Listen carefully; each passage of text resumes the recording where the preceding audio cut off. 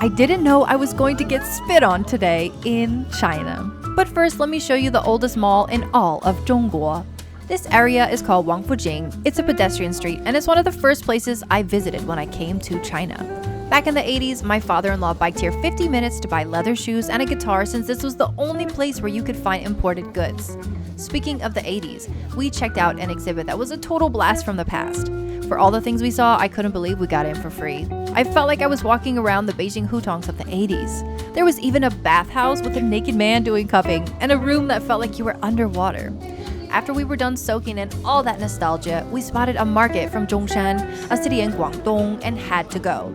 There was food, drinks, crafts, massaging stations done by robots, and some cool tech like a wheelchair that doesn't need a ramp anymore. China continues to make tech that people actually need.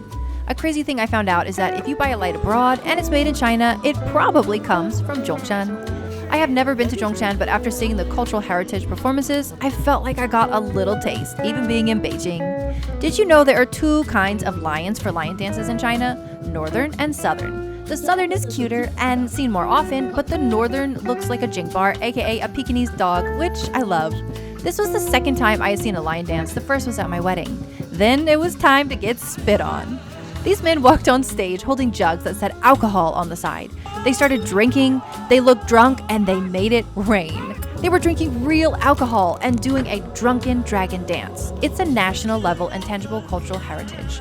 I had only ever seen this kind of stuff in the Jackie Chan movie Drunken Master. Even though it was raining spit and alcohol, I had so much fun. Also, while I was shooting the show, everyone was shooting me.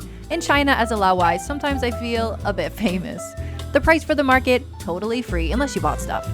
After all the fun and spit, we went to Popeyes.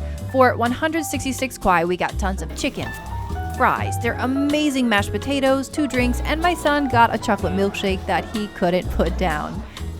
It was so fresh and spicy and really made me feel like I was back home in New Orleans.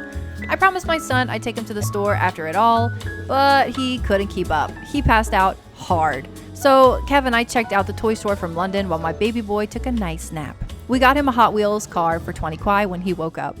Follow me on here for more about my life in China.